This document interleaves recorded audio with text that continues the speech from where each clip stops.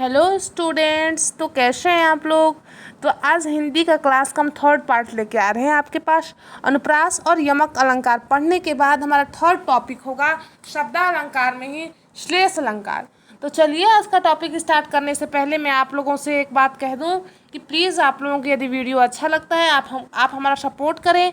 Please इसे like share subscribe करें। आपका सपोर्ट हमें कैसे चाहिए, तो लाइक शेयर सब्सक्राइब के माध्यम से आप हमें सपोर्ट कर सकते हैं। किसी प्रकार का कोई आपको प्रॉब्लम हो, अगर क्लास अच्छी नहीं लगती हो, कोई रीज़न हो, उसका कुछ रीज़न तो होगा, क्लास अच्छी लगती हो नहीं लगती हो, दोनों का रीज़न हो सकता है, तो उस रीज़न को आप कमेंट बॉक्स में ज़रूर लिखेंगे ताकि हम आपकी भावनाओं को समझ सकें और अपने आप में परिवर्तन कर सकें। तो चलिए हम श्लेष अलंकार को आज पढ़ते हैं। यमक अलंकार अनुप्रास अलंकार को पढ़ लिए थे, तो एक बार उनके बारे में हम थोड़ा सा शॉर्ट रिवीजन कर लें। तो यमक अलंकार में हम अनुप्रास में हम क्या देखे थे कि जहाँ वर्णों की पुनरावृत्ति हो, जहाँ एक ही प्रकार के अक्षर एक से अधिक बार आए, वो अनुप्रास अलंकार हो जाएगा। जहाँ एक ही तरह के वर्ड, एक ही शब्द एक से अधिक बार, जहाँ शब्दों की पुनरावृत्ति हो, अर्थ की विभिन्नता हो और शब्द की समरूपता हो, शब्द तो दिखे कि एक ही जैसा है, दिखने में एक जैसा हो, लेकिन हर एक बार उसका अर्थ अलग अलग हो, यमक अलंकार होता था। अब देखिए श्लेष अलंकार की क्या प्रवृत्ति है, इसका नेचर कैसा है, इसके बारे में हम पढ़ लेते हैं। तो चलिए अपना हम क्लास स्टार्ट करते हैं बच्चों, और आज का हमारा टॉपिक होगा श्लेष अलंकार।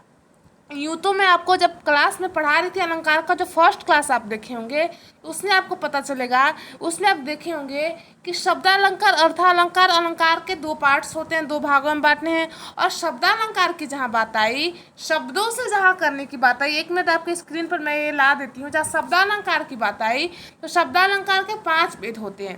तो यहाँ मैं आपको बता चुकी थी कि अनुप्रास यमक और श्लेष को हम पढ़ेंगे। विशेषता हमारे एग्जाम के दृष्टिकोण से ये सही है, ये बस आपको एक जनरल नॉलेज कहते हैं, सामान्य जानकारी के लिए मैं बता दी थी कि बुक्स में आपको दिखे मिल सकती है कि 5 भेद होते हैं, लेकिन हम विशेषता पढ़ने के लिए हमारे 3 ही काफ़ी हैं। हमारे लेवल तक की पढ़ाई के लिए 3 अलंकार के शब्दालंकार के 3 पार्ट्स ही काफ़ी है, तो हम यही तीनों को पढ़ेंगे। उसके बाद हम अर्थालंकार में एंट्री करेंगे, ठीक है। तो चलिए हम अपना क्लास फटाफट स्टार्ट करते हैं। आज हमारा टॉपिक होगा श्लेष अलंकार, और श्लेष अलंकार कब देखेंगे, इसके परिभाषा को देखेंगे, उसके बाद इसके उदाहरण के माध्यम से अपने हम समझ को बिल्कुल फिक्स कर लेंगे। आप लोग बिल्कुल कंफ्यूज नहीं होंगे श्लेष और यमक में, क्योंकि थोड़ी सी सिमिलैरिटी होती है इन दोनों अलंकारों में। तो देखिए श्लेष अलंकार का मतलब क्या होता है, श्लेष मतलब क्या होता है। श्लेष का मतलब होता है चिपका हुआ, सटा हुआ, मतलब परतदार, परत मतलब कह सकते हैं, सतह कह सकते हैं, परत कर सकते हैं, चिपका हुआ कह सकते हैं। इसका बहुत सारे अर्थ हो गए जो मैं आपको बता दी, जितना मुझे पता था, जितना मुझे जानकारी होगी वही तो मैं आपको बताऊंगी। तो अपने तरफ से मैं अपना पूरा प्रयास करूंगी आपको अच्छे से अच्छे से पढ़ाने के लिए और मैक्सिमम चीज़ों को बहुत कम समय में आपको बता देने के लिए। तो देखिए श्लेष अलंकार का परिभाषा क्या हो जाएगा कि जब एक अर्थ एक ही बार प्रयुक्त हो परंतु अर्थ में विभिन्नता हो, ठीक है। जब एक अर्थ एक ही बार प्रयुक्त हो परंतु अर्थ में विभिन्नता हो, एक ही शब्द में 2 या 2 से अधिक अर्थ उद्भवित हों। देखिए कहने का क्या अर्थ है कि वहाँ क्या हो रहा था कि एक ही शब्द का यूज़ हो रहा, एक ही अर्थ का यूज़ हो रहा था, अर्थ एक ही था, उसका प्रयोग 2, 3, 4 बार हो रहा था, लेकिन उसका अर्थ भी हमेशा अलग हो रहा था और शब्द भी एक से अधिक बार हो रहा था। अरे यमक अलंकार में तो हम यही ना पढ़े थे कि जो एक शब्द होगा वो 2 बार, 3 बार, 4 बार यूज़ होगा, लेकिन चारों बार उसका मीनिंग अलग अलग होगा। यहाँ है कि शब्द एक ही बार यूज़ होगा लेकिन मीनिंग ज़रूर उसका अलग अलग होगा, मीनिंग उसके ज़रूर, अर्थ उसके ज़रूर एक से अधिक होंगे, लेकिन शब्द का प्रयोग एक ही बार किया जाएगा। शब्द का प्रयोग जहाँ एक ही बार किया जाए, शब्द एक ही बार दिखेगा लेकिन उसका मीनिंग अलग अलग हो सकता है, वहीं से 3-4 मीनिंग आपको निकल सकते हैं। लेकिन यमक में क्या था कि शब्द भी 2 बार 3 बार प्रयोग होते हैं, उसके अर्थ भी 3 बार अलग अलग होते हैं। यहाँ अर्थ तो अलग अलग होंगे लेकिन शब्द का प्रयोग एक ही बार किया जाएगा। इसे बार बार मैं आपको रिपीट कर रही हूँ, जितना मुझसे हो सकता था मैं आपको बार बार बोल बोल के आपको बता रही हूँ कि आप कंफ्यूज नहीं होइएगा, क्योंकि यही थोड़ी सी इसमें माइनर कह सकते हैं डिफरेंस होता है, माइनर डिफरेंस बिटवीन श्लेष एंड यमक अलंकार, ठीक है। श्लेष और यमक अलंकार में बहुत छोटा सा डिफरेंस होता है।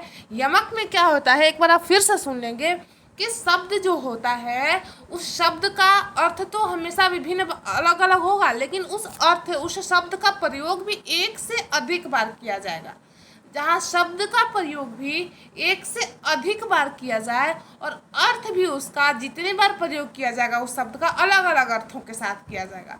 लेकिन यहाँ क्या है कि देखिए श्लेष अलंकार में क्या है कि शब्द का प्रयोग तो एक बार किया जाएगा लेकिन उसका अर्थ हमेशा अलग अलग हो जाएगा। सपोज डैट मैंने आपको यमक में क्या बताया था कि आप एक स्टूडेंट हैं, आप किसी कोचिंग में जाते हैं तो आप तो एक ही हैं, लेकिन हमेशा कोचिंग ड्रेस बदल बदल के जाते हैं, हमेशा अलग अलग कपड़े में अलग अलग वस्त्र में जाते हैं।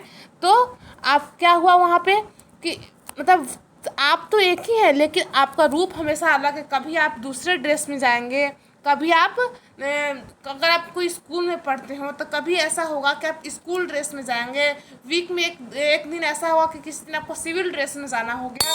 तो कहने का मेरा क्या अर्थ है कि शब्द तो एक ही होगा लेकिन उसका यूज़ 2 बार 3 बार होगा और अर्थ में भी विभिन्नता होगी। ये यमक अलंकार का टाइप है, यमक अलंकार का नेचर है। लेकिन श्लेष का क्या नेचर है कि शब्द तो एक ही होगा लेकिन अर्थ उसके साथ 2-3 चिपके हुए होंगे, अर्थ में विभिन्नता होगी लेकिन शब्द एक ही बार होगा।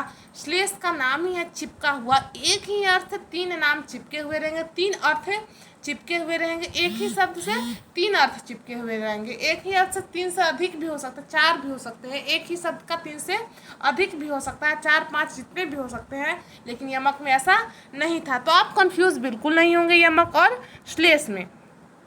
तो देखिए अब हम श्लेष का उदाहरण देख लेते हैं। श्लेष का परिभाषा आप सब लोग समझ गए, इसे कॉपी में नोट कर लीजिएगा। अब इसका उदाहरण देखते हैं क्या होता है। उदाहरण में आपको क्या फ्रंट पे लिखा हुआ आपको दिख रहा होगा स्क्रीन पर, सुबरन को ढूंढत फिरत कवि व्यभिचारी चोर। सुबरन को ढूंढत, सुबरन मतलब क्या होता है आप बताइए। इस पंक्ति को समझेंगे तभी तो, पहले इसको जानेंगे कि ये कह क्या रहा है, तभी तो आप जान पाएंगे कि इसमें कौन सा अलंकार है। पहले इसमें देखिए यमक में क्या होता था कि वर्ड एक ही जो शब्द होता था उसका 2 बार प्रयोग होता था, 3 बार प्रयोग होता था और हमेशा तीनों बार अर्थ उसका अलग अलग होता था। यहाँ मैं बार बार क्या बोल रही हूँ कि शब्द तो एक ही होगा लेकिन उससे 3 अर्थ चिपके हुए रहेंगे, उससे 3 लोगों का मतलब रहेगा। घर तो एक ही है, ठीक है, कोचिंग तो एक ही है, क्लास तो एक ही है, ठीक है, लेकिन एक ही क्लास में आप जब जीएस में पढ़ने लगेंगे तो जीएस तो एक ही है लेकिन उसके अंदर इकोनॉमिक्स भी है, हिस्ट्री भी है, ज्योग्राफी भी है, पॉलिटी भी है, करंट अफेयर्स भी है। तो ये क्या हो गया, एक ही से चिपका हुआ है, मतलब जीएस से 4 सब्जेक्ट चिपके हुए हैं। उसी प्रकार से श्लेष में होता है, एक ही शब्द से एक से अधिक शब्द चिपके हुए रहते हैं। तो इसी प्रकार देखिए सुबरन को ढूंढत फिरत कवि व्यभिचारी चोर। तो देखिए सुबरन का अर्थ होता है सोना, सुबरन का अर्थ हो गया सोना, मतलब गोल्ड, सोने वाला सोना नहीं, मतलब घर में सोना नहीं, जो दुकानों में गोल्ड होता है उससे मतलब है। सुबरन का मतलब होता है सोना, मतलब गोल्ड। तो गोल्ड को ढूंढते फिरते हैं, कहने का मतलब है कि सोना को ढूंढत फिरत कवि व्यभिचारी चोर। तो कवि के लिए सोने क्या, कवि क्या करेगा, सोने को गहना पहनेगा। सोने का कवि क्या करेगा, सोने की बिस्किट बना के घर पे रखेगा, तो नहीं। सुबरन के लिए कवि के लिए सुबरन का अर्थात सोने का क्या अर्थ हो जाएगा, अच्छे शब्द, मतलब ऐसा कहता है कि ये तो ड्रेस तुम पे बहुत सोना लग रहा है, बहुत सोनी लग रही है तू आज। सोनी लग रही है मतलब क्या, बहुत गोल्ड लग रही है, नहीं, बहुत अच्छी लग रही है। तो सुबरन के लिए कवि क्या अर्थ हो गया कि अच्छे शब्द, अच्छा कुछ अच्छा। कवि के लिए सुबरन का क्या अर्थ, देखिए एक सुबरन से, देखिए एक सोने से कितने लोग जुड़े हुए हो गए। तो एक सुबरन से कवि जुड़ा है, पहला हो गया। इसी सुबरन से कौन जुड़ा है, व्यभिचारी जुड़ा है। इसी सुबरन से और कौन जुड़ा है, तो चोर भी इसी सुबरन से जुड़ा हुआ है। तो सुबरन मतलब सोने से कौन कौन जुड़ा हुआ है, तो सोने से 3 लोग चिपके हुए हैं, इस सोने से 3 अर्थ चिपके हुए हैं। तो श्लेष का अर्थ ही होता है चिपकना, चिपका हुआ रहना, सतहदार होना, परतदार होना। तो इस सुबरन के 3 परत यहाँ आपको दिख रहे हैं। एक परत कवि के लिए है, दूसरा परत व्यभिचारी मतलब सुंदर पुरुष, सुंदर पुरुष के लिए क्या है कि सुबरन मतलब अच्छी लड़की, व्यभिचारी पुरुष मतलब जेंटलमैन कह सकते हैं, जो सुंदरता पर कुछ लोगों का, हर लोगों का चॉइस अलग अलग होता है, लेकिन वैसे लोग जिनका चॉइस सुंदरता होता है, जो ब्यूटी पर ज़्यादा फोकस रहते हैं, जो ब्यूटी पर ज़्यादा फोकस रखते हैं, क्वालिटी पर नहीं। जो मतलब क्या कर, देखिए आप कहीं भी कुछ, आपको मैं समझा कह सकती हूँ इस व्यभिचारी का मतलब है क्या है, आप समझ जाइए इस बात से कि कुछ चीज़ें ऐसी होती हैं कि बस दिखने में खूबसूरत होती हैं, लेकिन जो जो लोग ब्यूटी, जिन्हें सुंदरता ज़्यादा पसंद है, वो चीज़ ज़्यादा दिन चलेगी। अगर आप मान लीजिए कोई एक छाता खरीदने जाते हैं, बरसात का मौसम है, छाता का एग्जाम्पल लेते हैं, छाता खरीदने जाते हैं तो एक सिंपल सा ब्लैक कलर का छतरी है, छाता है, अम्ब्रेला है, तो वो मिलता है आपको 200 रुपये में, ठीक है, 200 रुपये में। एक और छाता है जो कलरफुल है, फोल्डेबल है, मतलब 2 बार फोल्ड करने वाला है, उसका कवर भी दिया हुआ, तो देखने में बहुत सुंदर है, लेकिन आप उसको देख के समझ रहे हैं कि ज़्यादा दिन तक चलने वाला नहीं है। तो जो लोग ब्यूटी के, जो लोग सुंदरता के कायल होंगे, वो उस ब्लैक वाली छतरी को थोड़ी लेंगे, वो तो कलरफुल छतरी को लेंगे, कलरफुल अम्ब्रेले को लेंगे। लेकिन जो लोग सुंदरता नहीं, क्वालिटी पर जाते होंगे, वो लोग काली वाली छतरी को लेंगे, क्योंकि वो है कि ज़्यादा दिन तक चलेगा, उसको मोड़ने मारने का झंझट नहीं, एक बार खोले लगाए लेके चल दिए। तो ये हो गया व्यभिचारी का मतलब। तो सोने से मतलब सुब्रन से कवि जोड़ा हुआ है, तो कवि के लिए सोने का क्या अर्थ हो गया, तो अच्छे शब्द। व्यभिचारी के लिए सुब्रन का क्या अर्थ हो गया कि अच्छा रंग रूप अच्छा सूरत वाला, ठीक है। और चोर के लिए सुब्रन का सोना हो गया, तो भाई चोर को तो सोना ही चाहिए, तो सुब्रन का 3 अर्थ हो गया। एक चोर के लिए सोना हो गया, ठीक है, कवि के लिए अच्छे शब्द हो गया सुब्रन का मतलब। व्यभिचारी पुरुष के लिए क्या है, जो सुंदरता के कायल में लोग हैं, उनके लिए सुंदर रूप रंग हो गया, खूबसूरती हो गया। तो ये हो गया सुब्रन को ढूंढत फिरत एकमात्र सुब्रन शब्द आया, जिससे 3 अर्थ चिपके हुए हैं, कवि, व्यभिचारी, चोर, ठीक है। श्लेष अलंकार का ये उदाहरण था। अब आगे हम देखेंगे नेक्स्ट हमारा उदाहरण क्या होगा श्लेष अलंकार में। तो जो रहीम गति दीप की, कुल कपूत गति सोए, बारे उजियारे करे, बड़े अंधेरे हुए। तो इसको मतलब समझ लीजिए, इस पंक्ति का मतलब क्या कहना चाहता है, आपको समझ में मुझे भरसक उम्मीद है आपसे जितनी समझ में नहीं आ रही होगी, ठीक है। तो कोई बात नहीं, समझ में नहीं आ रही होगी तो मैं समझाऊंगी आपको। तो क्या कह रहा है कि जो रहीम गति दीप की, रहीम के दोहे हैं, ये रहीम कह रहे हैं, मेरी कोई अलग से मेरा विचार नहीं है, रहीम के दोहे हैं, मैं उसको बस कॉपी पेस्ट कर रही हूँ, आपको समझा रही हूँ। तो जो रहीम गति दीप की, जो मतलब जो रहीम क्या कहते हैं कि जो गति दीप दिए की है, दिए की मतलब क्या है, जब जलता है तो उजाला होता है, और बुझ जाता है तो बड़े अंधेरा, बहुत अंधेरा हो जाता है। तो जो रहीम गति, जैसे दीप की जो गति है, गति मतलब अवस्था है, जो जो दीप का जैसा नेचर है कह सकते हैं, उसका जो अवस्था है, उसकी जो गति है, कुल कपूत गति सोए, कुल के कपूत मतलब कुल मतलब हमारा कुल, ऐसा बोलते हैं ना खानदान में, हमारे कुल में, तो वही कुल कपूत गति सोए। तो जो रहीम कहते हैं कि जैसा गति दीप का है, उसी प्रकार से कुल में यदि कपूत की गति है, कुल में कपूत की गति, हमने खानदान में कोई कपूत पैदा ले ले, तो वही गति उसका है, जैसे दिए की जो गति है। बारे उजियारे का जब जन्म लेता है जब पुत्र की जन्म लेता है, जब पुत्र किसी खानदान में जन्म लेता है तो बहुत खुशी होती है, लेकिन जब वो कुपुत्र निकल जाए तो बहुत दुख होता है। यानी कि बारे उजियारे करे मतलब पहले तो स्टार्टिंग में तो उजियारा करता है, बचपन में तो उजियारा करता है, लेकिन बड़े अंधेरे हुए मतलब फिर बाद में बहुत अंधेरा होता है। तो एक बार देखिए ये से रहीम क्या कर रहे हैं, दिए से तुलना कर रहे हैं कपूत पूत की, ठीक है।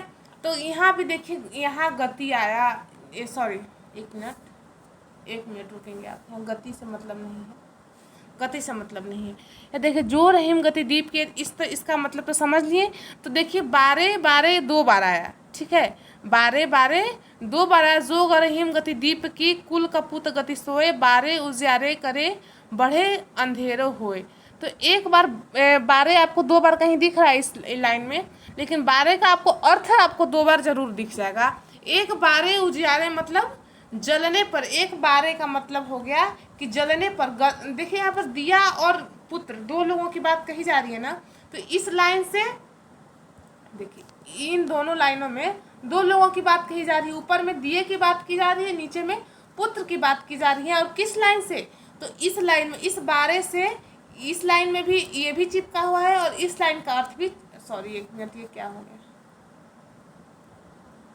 देखिए आपकी स्क्रीन पर ये जो दो लाइनें दिख रही हैं, दिए के लिए, दीप के लिए, और एक है पुत्र के लिए, और ये दोनों का अर्थ कहाँ से मिलेगा, तो इस लाइन से। तो देखिए इस बारे में एक दीप का एक बारे, यहाँ जो बारे जो हो गया, बारे उजियारे करे, ठीक है। तो पुत्र के लिए भी कह रहा है और दिए के लिए भी कह रहा है। दिए के लिए कैसे कह रहा है, तो दिया जब जलता है तो बहुत उजियारा करता है। जिस प्रकार से बचपन में जब पुत्र पैदा लेता है तो वो बचपन में, एक बारे का मतलब बचपन हो गया, एक बारे का मतलब जलना हो गया। यहाँ देखिए मैं लिख भी दी हूँ, यहाँ आप लिखती हूँ, तो क्या आपको यहाँ दिख रहा है इस पंक्ति में कहीं बारे का दो बार यूज किया गया है? नहीं, बारे का यूज तो एक ही बार किया गया है, लेकिन इससे दो दो अर्थ चिपके हुए हैं, ठीक है। यही यमक रहता तो आपको दो बार बारे दिख जाता और दोनों बार अर्थ अलग अलग दिख जाता, लेकिन यहाँ क्या है कि अर्थ अलग अलग तो रहेगा लेकिन शब्द आपको एक ही बार दिखेगा, ठीक है। तो एक ही बार शब्द दिख रहा है बारे।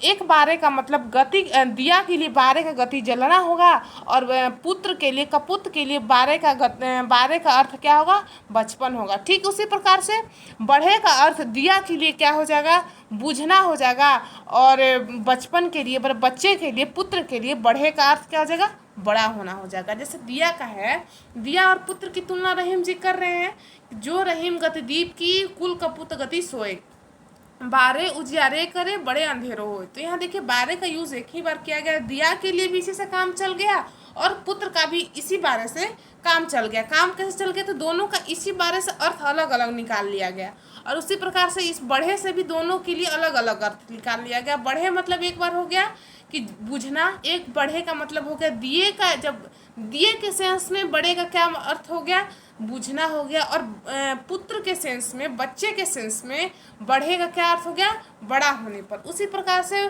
दिए के सेंस में बड़े का यूज़ क्या हो गया, बड़े का अर्थ क्या हो गया, जलना, और बच्चे के सेंस में बड़े का यूज़ क्या हो गया, बचपन। तो यही होगा श्लेष अलंकार, एक शब्द से दो दो अर्थ चिपके हुए रहते हैं, ये श्लेष अलंकार का नेचर होता है।